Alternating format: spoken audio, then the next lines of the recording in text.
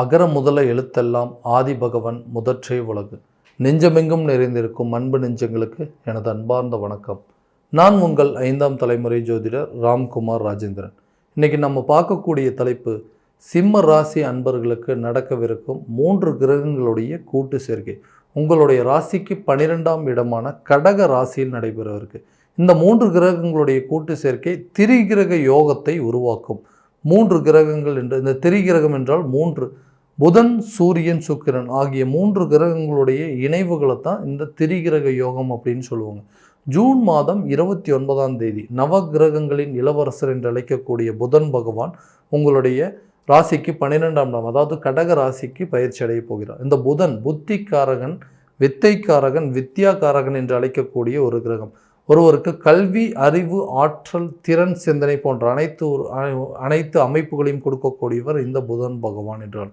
சுக்கிரன் நவகிரகங்களின், அதாவது ஒரு அசுரர்களின் தலைவர் என்று அழைக்கக்கூடியவர். ஒருவருக்கு ஆடம்பரம், காதல், தாம்பத்தியம், சொகுசு வாழ்க்கை அனைத்தையும் கொடுக்கக்கூடியவர். இந்த கிரகமானது கடகராசிக்கு ஜூலை மாதம் 7ஆம் தேதி பயிற்சி அடைய போகிறாருங்க. அடுத்தபடியாக இந்த சூரிய பகவான் ஜூலை மாதம் 16ஆம் தேதி இந்த நவ கிரகங்களின் தலைவர் என்று அழைக்கக்கூடிய சூரிய பகவான் பயிற்சி அடைய போகிறார் இந்த கடக ராசிக்குங்க. இந்த தலைமை பண்பை வகிக்கக்கூடிய திறனையும் அதிகாரம் மற்றும் நிர்வாக திறமை கொடுக்கக்கூடியவர் இந்த சூரிய பகவான். ஸோ இந்த 3 கிரகங்களுடைய ஒரு சேர்க்கையானது சிம்மராசி அன்பர்களுக்கு எந்த விதமான அற்புதங்கள் மற்றும் சிறப்புகள் கொடுக்க போகுது அப்படிங்கிறத தெளிவாகவும் துல்லியமாகவும் இந்த காணொலியில் பார்க்கலாங்க. நம்ம சேனலை ஃபஸ்ட் டைம் பார்க்குறவங்களாம் அந்த சப்ஸ்கிரைப் பண்ணிக்கோங்க, பெல் பட்டனை கிளிக் பண்ணி ஆல் அப்படிங்கிற ஆப்ஷன் கொடுத்துக்கோங்க. ஸோ சிம்மராசி அன்பர்கள் சூரிய பகவானை அதிபதியாக கொண்டவர்கள். எந்த ஒரு விஷயத்தையுமே தெளிவாக செய்யக்கூடிய ஒரு நபர்கள் அப்படின்னே சொல்லலாங்க. தனக்கு ஒரு விஷயம் சரின்னு பட்டுச்சுன்னா யார் தடுத்தாலும் அதை செய்யாமல் இருக்க மாட்டாருங்க. அதே விஷயம் தனக்கு தப்புன்னு பட்டுச்சுன்னா யார் சொன்னாலும் அதை கண்டிப்பாக செய்ய மாட்டார். ஸோ எல்லா நிர்வாக திறமை கொண்ட ஒரு அமைப்பை இருக்கிறவர் இந்த சூரிய பகவானை அதிபதியாக கொண்ட சிம்மராசி என்பவர். தனக்கு தன்னுடைய வார்த்தைகளுக்கு எப்போவுமே மதிப்பு இருக்கும், மரியாதை இருக்கும். மற்றவங்கக்கிட்ட இவர் ஒரு சில வார்த்தைகள் பேசினார் அப்படின்னா கண்டிப்பாக அவங்க இவருடைய வார்த்தைக்கு முழுமையான மரியாதை கொடுக்கக்கூடிய நிலை. இவருடைய வார்த்தைக்கு எப்பவுமே மரியாதை இருக்குங்க மற்றவங்க மத்தியில். அப்படின்னா இவர் சொன்னால் கரெக்டாக இருக்கும். ஏன்னா மற்றவங்களுக்கு எல்லாத்துக்குமே புத்தி சொல்லக்கூடிய ஒரு நபர்கள் அப்படின்னு சொல்லலாம். மற்றவங்களுக்கு புத்தியும் அறிவுரையும் இவங்க ஒருத்தருக்கு அட்வைஸ் பண்ணாங்க அப்படின்னா எப்படி ஏற்பட்டவங்களோட வாழ்க்கை நிலையை மாற்றக்கூடிய நிலைக்கு கொண்டு வர ஒரு திறமை அப்படிங்கிறது இந்த சிம்மராசி அன்பர்களுக்கு கண்டிப்பாகவே இருக்கு. ஆனால் அந்த கடந்த சில ஆண்டுகளை பார்த்தீங்க அப்படின்னா இது ஒரு சோதனை காலம் அப்படின்னே சொல்லலாம். நிறைய விஷயங்கள் அப்படிங்கிறது, அதாவது ஒருத்தருக்கு உதவி செய்ய போய் அதுலேயே துரோகத்தை சந்திக்கக்கூடிய சூழல் அப்படிங்கிறது உங்களுக்கு வந்தாச்சுங்க. ஏன்னா ஒருத்தருக்கு ஹெல்ப் பண்ணுறதுல என்னங்க தப்பு? ஸோ நான்லாம் எல்லாத்துக்குமே நல்லபடியாக தான் ஹெல்ப் பண்ணேன். நான் எல்லாருமே நல்லா இருக்கணும். ஸோ நிறைய விஷயங்கள் நான் ஹெல்ப் பண்ணேன். அது சொந்த பந்தங்களாக இருக்கட்டும், நண்பர்களாக இருக்கட்டும், கூட உடன் பிறந்தவர்களாக இருக்கட்டும், எல்லாத்துக்குமே நான் நல்லதை தான் செஞ்சேன். ஆனால் மற்றவங்க எல்லாருமே எனக்கு துரோகத்தை மட்டுமே இழைச்சாங்க. நான் அவங்களுக்கு எந்த ஒரு எதிர்பார்ப்பையுமோ இல்லை எந்த ஒரு பலனையோ எதிர்பார்த்து அவங்களுக்கு நான் உதவி பண்ணலை. ஆனால் எங்கிட்டேருந்து உதவியை பெற்றவங்க இன்றைக்கி என்னை பார்த்து ஏளனமாக பேசக்கூடிய ஒரு நிலைக்கு தள்ளப்பட்டுட்டேன். நிறைய ஏமாற்றம் மற்றும் நஷ்டங்களை சந்திச்சிட்டேங்க. மன வருத்தம், பொருளாதார நெருக்கடி சார்ந்த சில விஷயங்கள், அதாவது ஒரு தொழிலை தொடங்க ஆரம்பித்து அந்த தொழிலில் தேவையில்லாத விஷயங்கள், அதாவது நஷ்டம் அப்படிங்கிறத நிறைய சந்திச்சிட்டேன். அதாவது எனக்கு கீழே வேலை பார்க்குறவங்க இருக்கக்கூடிய நிலையில் கூட என்னால் இன்றைக்கி இருக்க முடியல. என்கிட்ட சம்பளம் வாங்கிட்டு அவங்க நிம்மதியாக இருக்காங்க. ஆனால் சம்பளம் கொடுக்குறேன்னா என்னால் நிம்மதியாக இருக்க முடியலைங்க. அந்த தொழிலில் தேவையில்லாத நஷ்டத்தை ஏற்படுத்தி மற்றவங்களாம் எனக்கு அட்வைஸ் பண்ணக்கூடிய அளவுக்கு, எங்கிட்ட அட்வைஸ் கேட்டவங்களாம் இன்றைக்கி எனக்கு அட்வைஸ் பண்ணக்கூடிய நிலைக்கு தள்ளப்பட்டுட்டேங்க. அதே மாதிரி என்னுடைய புத்தி கேட்டு இன்றைக்கி ஓஹோன்னு இருக்கிறவங்கலாம் இன்றைக்கி எனக்கு புத்திமதி சொல்ல ஆரம்பிச்சிட்டாங்க. என் முன்னாடி நின்று பேசக்கூட தகுதியே இல்லாதவங்கலாம் இன்றைக்கி என்னை பார்த்துட்டு என்னங்க சார் இப்படி பண்ணிட்டீங்க, என்னென்னா இப்படி பண்ணிட்டீங்க அப்படின்னு சொல்லிட்டு எல்லாருமே என்னை குறை சொல்லக்கூடிய ஆள். இதனால் என்னாச்சு அப்படின்னா நான் பண்ணக்கூடிய தொழிலில் நஷ்டம் ஏற்பட்டு பொருளாதார நெருக்கடிக்கு தள்ளப்பட்டுங்க. நிறைய கடன் வாங்கிட்டேங்க. அப்போது ஒரு கடன் வாங்கிட்டு அந்த கடன் அடைக்கிறதுக்கு இன்னொருத்திட்ட ஒரு கடனை வாங்கி இந்த கடன் அடைச்சி, அப்போது கடனை அடைக்கிறது வட்டி கட்டுறதுக்கு ஒரு இடத்துல வட்டிக்கு பணம் வாங்கி அந்த வட்டி கட்டக்கூடிய நிலை அப்படிங்கிறது ஏற்பட்டுருச்சு. எப்படியோ வாழ வேண்டிய நான், எப்படியோ வாழ்ந்துட்டு இருந்த நான் இன்றைக்கி என்னுடைய நிலை இப்படி ஆறிடுச்சு. என்னுடைய நிலை இந்த எதிரிக்கு கூட வரக்கூடாது அப்படின்னு சொல்லக்கூடிய ஒரு சூழலுக்கு தள்ளப்பட்டுனேன். நிறைய இழந்தாச்சு. இப்போ இழக்கிறதுக்கு எதுவுமே இல்லை. ஆனால் நான் வந்து செய்யக்கூடிய செலவினங்கள் அப்படிங்கிறதுல நான் சம்பாதிச்ச வருமானங்களும் சரி, நான் பண்ண செலவுங்களும் சரி ரொம்ப அதாவது ஒரு ஹை லெவலில் இருந்தது. ஆனால் இன்றைக்கி எல்லாத்தையுமே இழந்துட்டு ஒன்றுமே இல்லாமல் உட்காந்துட்ருக்கேன். இந்த மாதிரி வாழ்க்கையை அதாவது இப்படி தான் இந்த மாதிரி வாழ்ந்தவனுக்கு இல்லை இப்போ நான் அந்த மாதிரி கஷ்டப்படுறதுக்கும் அந்த சூழ்நிலைகள் அப்படிங்கிறது இல்லாமல் இருக்குங்க. ஏன்னா எல்லாருமே சொல்லுவாங்க, அவர் எப்படியோ எப்படியேற்பட்ட மனுஷன், எப்படியெல்லாம் வாழ்ந்த ஒரு மனிதன், இன்றைக்கி அவரோட நிலை அப்படிங்கிறது இன்றைக்கி எப்படி இருக்குது, எல்லாருமே ஏமாற்றி நம்மகிட்ட இருந்து அபகரிக்கத்தான் பார்த்துட்ருக்குறாங்கன்னு சொல்லுவாங்க. ஸோ இந்த தொழிலில் இருந்த நஷ்டத்தை தவிர்ப்பதற்கான ஒரு சூழ்நிலை இந்த காலகட்டங்கள் இந்த 12ஆம் இடமான விரைய மோட்சஸ்தானத்தில் நடைபெறவிருக்குங்க. அப்போது நீங்கள் செய்யக்கூடிய ஒவ்வொரு செலவினங்கள் அப்படிங்கிறது ஏதாவது ஒரு விதத்தில் அந்த சுப செலவுகளாக மாறக்கூடிய காலமாக மாறப்போகுதுங்க. இந்த வேலையில் இருக்கோம், ரொம்ப ஒரு வேலை செஞ்சிட்ருக்கேங்க, அந்த வேலையில் வந்து எல்லா விதமான நிர்வாகத்திறமை எனக்கு இருக்குது, ஆனால் என்னை விட திறமையே இல்லாதவங்களாம் என்னை ஓவர்டேக் பண்ணி போயிட்டுருக்குறாங்க, என்னை விட வந்து வேலையே செய்ய தெரியாதவங்களாம் இன்றைக்கி பெரிய பெரிய பதவியில் இருக்காங்க, இந்த இடத்துல என்னால் வேலை செய்யவே முடியல, இந்த வேலையை விட்டு வேறு ஒரு வேலைக்கு போயிடலாம், அட்லீஸ்ட் அங்கே போனால் போது எனக்குன்னு உண்டான மரியாதை கிடைக்கும், ஏன்னா நிர்வாகத்திறமை பண்ண தெரிஞ்சவர் அப்படின்னு சொல்லிட்டு எல்லா வேலையும் எங்கிட்டே தான் வாங்கிட்டு இருக்காங்களே தவிர எனக்கு ஒரு ப்ரொமோஷன் கொடுக்குறதோ எனக்கு ஒரு சேலரி இன்க்ரிமெண்ட் கொடுக்குறதோ இல்லாமல் இருக்குன்னு சொல்கிறவங்களுக்கு இந்த காலகட்டங்களில் நீங்கள் நினச்ச இடத்துல போய் வேலை செய்கிறதுக்கான சில வாய்ப்புகள் அப்படிங்கிறது கண்டிப்பாக உருவாகுங்க. சம்பள உயர்வுடன் கூடிய பதவி உயர்வு கிடைப்பதற்கான வாய்ப்புகள் அப்படிங்கிறது கட்டாயமாக இருக்குது. அதே போல் இந்த வெளிநாடு சம்மந்தப்பட்ட யோகங்கள், ஃபாரினில் போய் ஒர்க் பண்ணிகிட்ருக்கோம், ஒரு கொஞ்சம் வருஷம் ஒர்க் பண்ணியாச்சுங்க, அடுத்தது வந்து நம்ம நாட்டுக்கு இந்தியாவுக்கே வரலாம் அப்படின்னு நினைக்கிறோன்னு சொல்கிறவங்களுக்கும், அதே போல் இங்கே ரொம்ப வருஷமாக ஒர்க் பண்ணிட்டேன், அட்லீஸ்ட் வெளிநாடு போய் கொஞ்ச நாள் வேலை பார்த்தா அப்படின்னா இந்த பண பிரச்சனைகள்லாம் தீர்ந்துருன்னு சொல்கிறவங்களுக்கு இது ஒரு நல்ல காலகட்டமாக இருக்க போதுங்க. கட்டாயமாக இந்த வேலை சம்மந்தப்பட்ட நல்ல ஒரு அனுகூலங்கள் அப்படிங்கிறது நிச்சயமாக இருக்குதுங்க.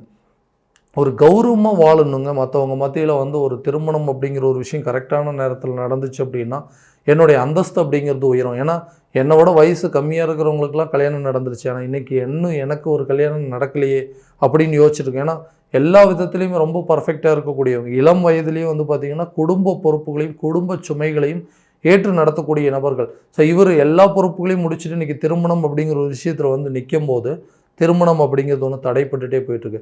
ஸோ திருமணம் அப்படிங்கிறதுக்கு யோகம் இருக்குமான்னு கேட்டால் கட்டாயமாக இந்த அதாவது உங்களுக்கு திருமணம் சார்ந்த சில யோகங்கள் வரணும் அப்படின்னா சீர்காழியில் இருக்கக்கூடிய வைத்தீஸ்வரன் கோயிலுக்கு ஒரு முறை சென்று வந்தீங்க அப்படின்னா அந்த திருமணம் சார்ந்த சில பாதிப்புகள் அப்படிங்கிறது கட்டாயமாக விலகுங்க. பூர்வீக சொத்துக்கள் இருக்கக்கூடிய வில்லங்கங்கள் அப்படிங்கிறது தீரும்.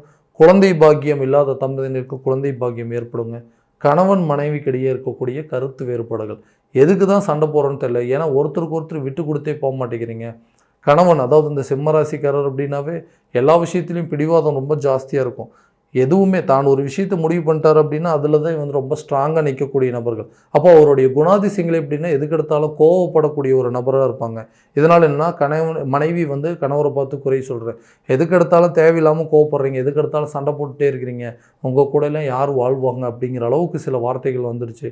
இதனால் 2 பேரும் பிரிந்து வாழ்ந்துட்டுருக்குறோம், நாங்கள் 2 பேரும் ஒன்று சேர முடியுங்களா, எல்லாரோடைய வாழ்க்கை மாதிரி எங்கள் வாழ்க்கையும் நிம்மதியாக போகுமா அப்படின்னு சொன்னால் கட்டாயமாக இந்த காலகட்டங்களில் கணவன் மனைவிக்கிடையே இருக்கக்கூடிய கருத்து வேறுபாடுகள் அப்படிங்கிறது தீருங்க. ஆன்மீக பயணங்கள் மேற்கொள்வதற்கான சூழலும் இன்ப சுற்றுலா செல்வதற்கான சில வாய்ப்புகள் அப்படிங்கிறது உருவாகும்.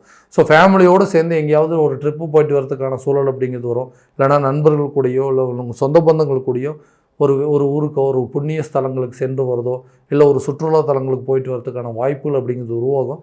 கணவன் மனைவிக்கிடையே இந்த காலகட்டங்களில் கருத்து வேறுபாடுகள் குறைஞ்சி நல்ல ஒரு அந்யோன்யம் அப்படிங்கிறது கண்டிப்பாக இருக்கும். உங்களை மாதிரி இன்றைக்கி வாழ்ந்தவனும் இல்லை, இப்போ உங்களை மாதிரி கஷ்டப்படுறவங்களும் இல்லை அப்படின்னு சொல்லி மற்றவங்க இந்த கடன் விஷயத்தில் உங்களை வந்து எல்லாருமே ஒரு மாதிரி ஒரு பேச்சுக்கள் அப்படிங்கிறது வர ஆரம்பிச்சிச்சு. உங்களை ஏன் இதுக்குன்னு கேட்காம உங்களை வந்து கடன் கொடுத்தவங்க, உங்கள் மேலே நம்பிக்கை அப்படிங்கிறது ரொம்ப ஜாஸ்திங்க. பணம் கேட்க கொடுத்துட்டே இருந்தாங்க. இன்றைக்கி வந்து உங்களுடைய நிலை கெட்டு போச்சு, உங்களால் ஒரு மாதம் வந்து அதனுடைய வட்டியை கரெக்டாக கட்ட முடியலைங்கும் போதே உங்களுக்கு விட நின்று முன்னாடி பேசக்கூடிய தகுதி இல்லாதவங்களாம் இன்றைக்கி உங்களை பார்த்து கேள்வி கேட்கக்கூடிய நிலை. அந்த நிலையில் வந்து யாருக்கிட்டையாவது உதவின்னு கேட்டிங்கன்னா கூட கட்டாயமாக உங்களுக்கு உதவி செய்யக்கூடிய சூழ்நிலை அப்படிங்கிறது யாருக்குமே இருக்காது. அது நண்பர்களாக இருக்கட்டும், உங்களுடைய கூட பிறந்த சகோதரர்களாக இருக்கட்டும், உங்களுடைய உறவினர்களாக இருக்கட்டும், அட்லீஸ்ட் ஒரு பேங்க் மூலமாக சில ஹெல்ப் அப்படின்னு கேட்டால் இது வரைக்கும் உங்களுக்கு அது கிடைக்காம இருந்துங்க. கட்டாயமாக ஏதாவது ஒரு சூழ்நிலையில் உங்களை கடனில் வந்து ஒரு பகுதி நீங்கள் அடைப்பதற்கான நிலை அப்படிங்கிறது கட்டாயமாக உருவாகுங்க. கடனை அடைத்து உங்களுடைய வாழ்க்கையை மறுபடியும் ரீஎன்ட்ரி கொடுப்பதற்கான சில சூழல் அப்படிங்கிறது இந்த காலகட்டங்களே கட்டாயமாக நடக்க போகுதுங்க.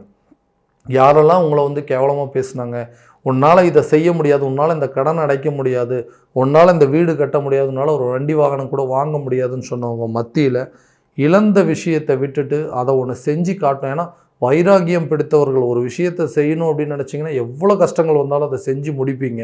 அப்போ யாரெல்லாம் உங்களை இந்த மாதிரி கேவலமாக பேசுகிறாங்க அவங்க முன்னாடி வாழ்ந்து காட்டணும், அவங்க முன்னாடி ஜெயிச்சு காட்டணும், உங்களை ஏளனமாக பேசுனவங்க முன்னாடி இன்றைக்கி ஒரு நல்லபடியாக வாழ்ந்து காட்டணும் அப்படின்னு சொல்லி அதற்குண்டான போராட்டங்கள், அதுக்குண்டான முயற்சியில் வெற்றி பெறக்கூடிய காலகட்டமாக இருக்க போதுங்க இந்த திரிகிரக யோக காலகட்டங்கள்.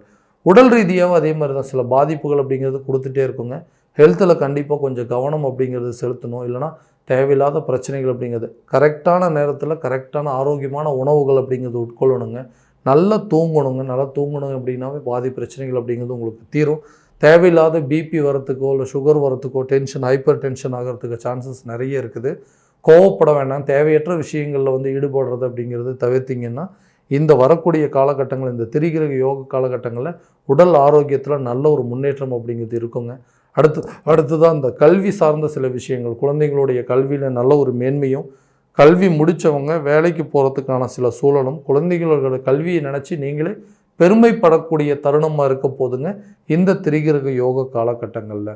ஸோ இது வரைக்கும் நம்ம பார்த்ததெல்லாம் பார்த்தீங்கன்னா கோச்சார பலன்கள் மட்டும்தான். இந்த பலன்கள் அனைத்து உங்களுக்கு நடக்குமா அப்படின்னா உங்களுடைய ஜனனகால ஜாதகத்தை முழுமையாக தெரிஞ்சுக்கிட்டு அதில் உள்ள திசாபுத்திகள் மற்றும் கிரக அடைவுகள்லாம் எப்படி இருக்குன்னு தெரிஞ்சுக்கிட்டு அதற்குண்டானபடி ஒவ்வொரு ஸ்டெப் எடுத்துக்கணும். லைக் ஒரு தொழிலை ஸ்டார்ட் பண்ணுறதோ இல்லை ஒரு வேலைக்கு போகிறதுக்கோ திருமணத்திற்கோ குழந்தை பாக்கியத்திற்கோ இல்லை பார்த்திங்கன்னா ஒரு வீடு வாகனம் வாங்கிறதுக்கான யோகம் இருக்குதா, உடல் ஆரோக்கியத்தில் முன்னேற்றம் இருக்கா அப்படிங்கிறதெல்லாம் தெளிவான விதத்தில் தெரிஞ்சுக்கிட்டு அதற்குண்டானபடி ஒவ்வொரு முயற்சிகள் எடுத்தீங்க அப்படின்னா எல்லா விதமான வெற்றிகள் அப்படிங்கிறது உங்களுக்கு கண்டிப்பாக கிடைக்குங்க. ஸோ உங்களுடைய ஜாதகம் எங்கிட்ட பார்க்கணும் அப்படின்னு ஆசைப்பட்டீங்கன்னா கீழே இருக்கிற நம்பருக்கு காண்டாக்ட் பண்ணி அப்பாயின்மெண்ட் ஃபிக்ஸ் பண்ணிக்கோங்க. அப்படி இல்லையா உங்களோட ஜாதகத்தை வாட்ஸ்அப் மூலமாக அமுச்சு வச்சிங்க அப்படின்னா தெளிவான முறையில் கணிச்சு துல்லியமான பலன்கள் அப்படிங்கிறது உங்களுக்கு தெரியப்படுத்தப்படுங்க. மீண்டும் அடுத்த காணொலியில் உங்களை சந்திக்கும் வரை உங்களிடமிருந்து விடைபெறுவது உங்கள் ராம்குமார் ராஜேந்திரன். நன்றி.